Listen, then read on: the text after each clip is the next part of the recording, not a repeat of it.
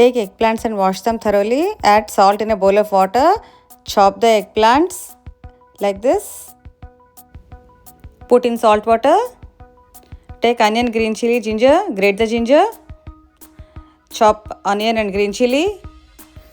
Add a tablespoon of oil in a pan. Split a dry red chili and add seasonings. Asafoetida. Grated ginger, green chilies, onion. Stir them. Now add the chopped veggies. Turmeric. Salt per taste. Mix everything. Put a lid and let it cook. Keep stirring occasionally, opening the lid until the veggie is soft. Add the garlic curry powder. Mix it well and switch off the stove.